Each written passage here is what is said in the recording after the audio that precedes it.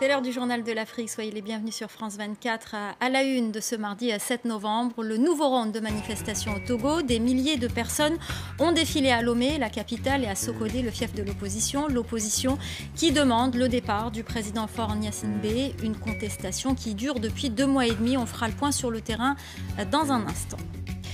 Des centaines de journalistes ont manifesté en Guinée. Ils protestent contre les violences qu'ont subies certains de leurs confrères. La semaine dernière, des dizaines d'entre eux ont été brutalisés devant une gendarmerie alors qu'ils demandaient la libération de l'une d'entre eux. 23e conférence sur le climat de l'ONU organisée jusqu'au 17 novembre à Bonn en Allemagne. L'occasion pour nous de nous intéresser aux conséquences du réchauffement climatique au Bénin où l'érosion menace plusieurs villages de disparition.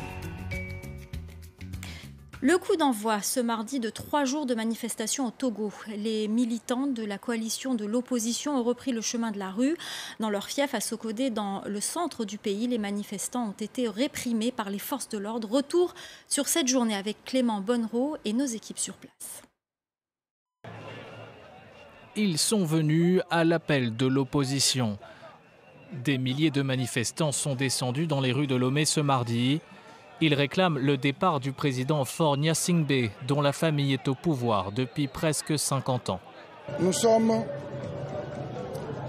favorables, ouverts aux discussions. Dès le début des manifestations, nous l'avons dit. Mais il ne faut pas se leurrer. Nous ne sommes pas pour des discussions qui vont permettre le maintien du statu quo. À Sokodé, la deuxième ville du pays, des violences sont éclatées entre manifestants et forces de sécurité qui ont dispersé la foule à coups de bâtons et de gaz lacrymogène. Ici aussi, les représentants de l'opposition réclament le changement dans le pays.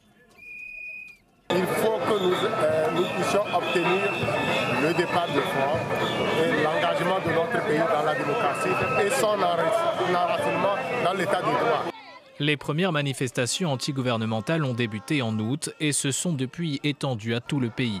L'opposition réclame la limitation à 2 du nombre de mandats présidentiels, une mesure qui s'appliquerait dès aujourd'hui à Faure Gnassingbé. Pour tenter d'apaiser les tensions, le gouvernement a envoyé ces derniers jours une main tendue à l'opposition, en levant notamment l'interdiction des manifestations et en appelant au calme et au dialogue. 42 manifestants détenus depuis septembre ont été libérés ce mardi. Et pour une fois, depuis près de 3 mois, depuis le début de la contestation, le gouvernement a tenté d'anticiper. Face à cette nouvelle vague de protestation, il a annoncé une série de mesures pour tenter de créer un climat d'apaisement et de favoriser le dialogue avec l'opposition. Parmi ces mesures, la remise en liberté de 42 personnes interpellées et condamnées lors des récentes manifestations, la restitution des motocyclettes saisies à Lomé lors de la manifestation du 7 septembre dernier et la levée de la mesure de contrôle judiciaire de Jean-Pierre Fabre, chef de file de l'opposition dans la procédure des incendies des marchés de Lomé et de Kara en janvier 2013. Jean-Paul Agbo, président des patrons de presse du Togo, était avec nous tout à l'heure. Il nous a parlé des conditions de travail des journalistes togolais en ce moment. Écoutez. Globalement, les journalistes exercent leur métier traditionnellement dans un cadre plutôt libéral, l'un des plus libéraux de la sous-région. Mais dans le contexte politique actuel, il va sans dire qu'il y a une série de contraintes. Contraintes d'abord par rapport à la classe politique qui ne prend pas le recul nécessaire pour comprendre que le journalisme, c'est l'objectivité, c'est le professionnalisme et le militantisme, c'est davantage de nuances, c'est davantage de mise en perspective des événements. Il y a une deuxième contrainte, celle vis-à-vis de l'opinion, ce qu'on peut appeler l'homme de la rue, qui a une conception plutôt manichéenne, une lecture manichéenne de la situation politique et qui attend des journalistes qui prennent position. Et puis, il y a une troisième contrainte qui est celle des réseaux sociaux qui sont une opportunité pour la presse parce qu'ils fournissent effectivement de l'information à la presse traditionnelle, mais en même temps une menace puisqu'il circule beaucoup d'informations qui ne sont ni recoupées ni vérifiées comme cela se fait traditionnellement dans la rédaction. C'est aujourd'hui que devait se tenir le second tour de l'élection présidentielle au Libéria, un scrutin suspendu par la Cour suprême qui a ordonné à la commission électorale d'examiner le recours du troisième homme de l'élection, Charles Bremskin. Ce dernier a reçu le soutien de 3 autres candidats, dont le vice-président sortant Joseph Boakai. Ils affirment tous que le premier tour de la présidentielle a été entaché d'irrégularités et de fraude. On vous parlait il y a quelques jours de la toute première opération du G5 Sahel. Des centaines de soldats du Mali, du Niger et du Burkina Faso entamaient leur première mission sous le même étendard dans une zone au carrefour des 3 pays. Alors que cette opération est entrée dans sa phase finale, notre envoyé spécial Anthony Fouchard a pu se rendre dans le poste de commandement central à Niamey au Niger. C'est à partir de ce lieu que partent les ordres du commandement unifié.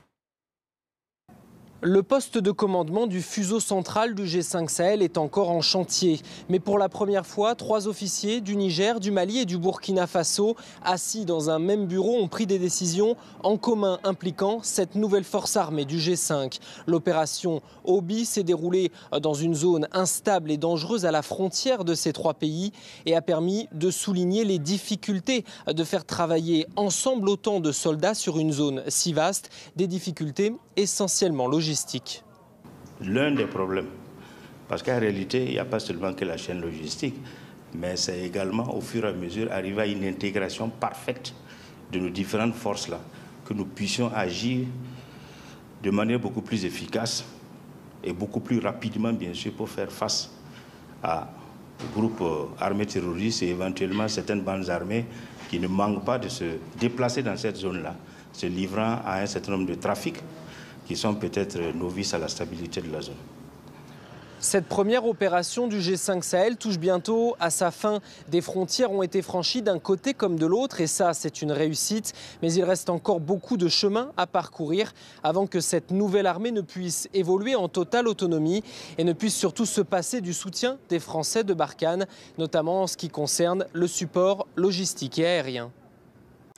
Le ras-le-bol des journalistes en Guinée. Plusieurs centaines d'entre eux sont descendus dans la rue ce mardi pour dénoncer les violences subies par certains de leurs collègues.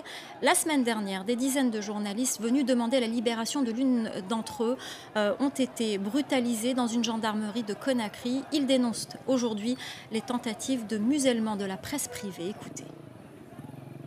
Nous exigeons qu'on arrête cet acharnement contre la presse guinéenne.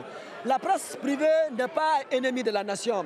Si nous parlons d'une démocratie en Guinée, tout le monde sait ces dernières années, ces dernières décennies, la place ou bien le rôle important qu'a joué la presse privée dans notre pays. On ne peut pas accepter que cette presse soit bâillonnée, que cette presse soit aujourd'hui muselée. Direction le Bénin, ce petit pays d'Afrique occidentale est menacé d'érosion. Des villages entiers situés dans une région coincée entre l'océan et la lagune sont menacés de disparition. La mer a gagné entre 40 et 50 mètres en 10 ans. Sous l'effet du réchauffement climatique, 23 km de côte perdent plusieurs mètres de terre chaque année à la frontière togolaise. Reportage de Marc de Chalvron. Zobedji, accroché au littoral béninois. Ce village de pêcheurs vit depuis des années dans l'angoisse devant la montée de la mer. Albert Salinko a perdu sa maison il y a 3 ans et il a du mal à se souvenir où se trouvait l'entrée. Et la porte se trouve... Il a une porte se trouve ici. Difficile à imaginer, la maison familiale a disparu. Oui, c'est le salon ça. C'est la seule chose qui reste dans la maison. Les habitants de Zobedji sont en sursis. Ils savent que leur village va disparaître. Ces 10 dernières années ici, la mer a gagné entre 40 et 50 mètres. Autour de Zobedji, c'est toute une région coincée entre océan et lagune qui est menacée de disparition. Sous l'effet du réchauffement climatique notamment, du village de Grand Popo à la frontière togolaise, 23 km de côte perdent plusieurs mètres de terre chaque année. Le gouvernement béninois a fait de la lutte contre l'érosion sa priorité absolue. Et c'est à Cotonou, la capitale économique du pays, qu'on peut le constater. La ville est elle aussi menacée. C'est Philippe Zoumenou qui est en charge de ce projet. Ça s'est concrétisé réellement en 2012 avec le démarrage des travaux. En 2014, 2 ans plus tard, le Bénin a achevé la construction de ses 8 épis. Des digues artificielles comme celle-ci, de 200 à 330 mètres de long, 70 millions d'euros d'investissement. Un coût considérable pour le Bénin. Mais force est de constater que cela ne suffit pas. Dans certains quartiers de Cotonou, comme celui-là, les épis ont même accentué le phénomène, dangereusement. Voilà, c'est la fin de ce journal de l'Afrique. L'info continue sur France 24 et sur son site internet france24.com, en français, en anglais, en arabe et en espagnol.